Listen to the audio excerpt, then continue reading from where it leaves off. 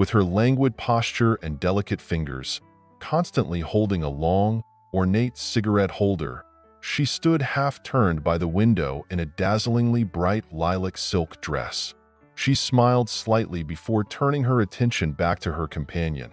How captivatingly he spoke! The man who entered and observed this scene, her husband, Ferdinand Bloch, one of the wealthiest men in Vienna, struggled to contain his anger. He knew everything. He saw far more than they were trying to show him. This radiant beauty, his wife, had long been unfaithful. They married when she, Adele Bauer, was just 18, and he, a successful sugar manufacturer, was already 35. It was a union of two families, two respected households, the most ordinary of stories. Who else could the daughter of the director of the Vienna Banking Union marry? Only someone of equal standing.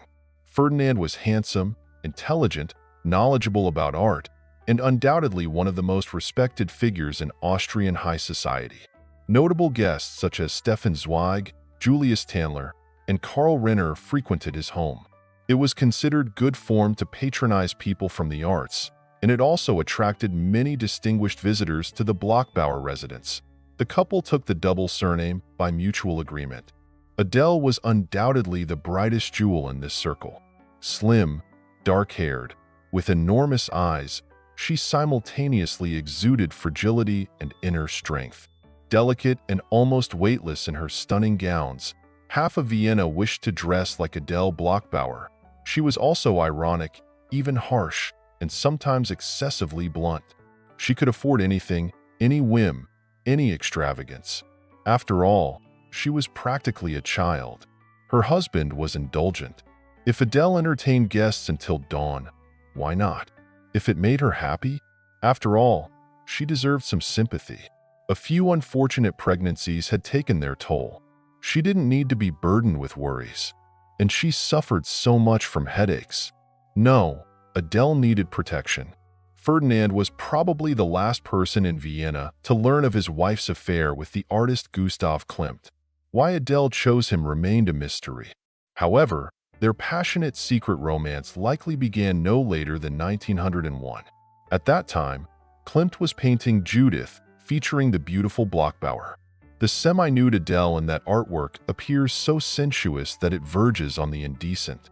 Ferdinand forbade any mention of his wife posing for the painting. Any similarities are purely coincidental. For several days, Adele's husband was lost in dark thoughts. When his plan finally took shape, he approached Klimt directly. He needed a portrait of his wife, a magnificent, unparalleled one, something no one had ever created before. Ferdinand practically blessed the artist for his meetings with his muse. Klimt eagerly accepted the task. They were both thrilled. Adele could visit Klimt openly. The artist sketched away, creating draft after draft. Once a week, on a strictly agreed-upon day and hour, Ferdinand Bloch-Bauer would arrive. He scrutinized Klimt's work, standing in front of the canvas for a quarter of an hour, shaking his head. Not right. No, not like that. The sketch needed some adjustments. The first year of Gustav's work on the painting flew by unnoticed. But then the second year passed, and the third. The regular meetings with Adele lost their initial charm. The muse herself began to feel burdened. Her visits to the artist increasingly felt like an obligation. She couldn't skip them because Ferdinand insisted on the flawless execution of his commission. The unfaithful beauty started to struggle with sleepless nights. The painting began to irritate her. A few times, Adele canceled her sessions, citing migraine attacks. Ferdinand sighed sympathetically. He had long noticed that his wife didn't seem as eager to see her lover. Or were they no longer lovers? Klimt produced 100 sketches for the painting. Ruthless Ferdinand rejected each one. It wasn't until the end of 1906 that he finally relented, claiming that it was time to finish the work. The canvas depicting Adele Bloch-Bauer was unveiled to the public the following year. The romance between the beauty and the artist had come to an end. Absolutely. Ferdinand Bloch-Bauer had achieved his goal. At the same time, a true masterpiece of visual art emerged, a painting that continues to inspire awe to this day. Adele Bloch Bauer passed away in Vienna 8 years later, with meningitis cited as the cause. Her husband lived to see the end of World War II.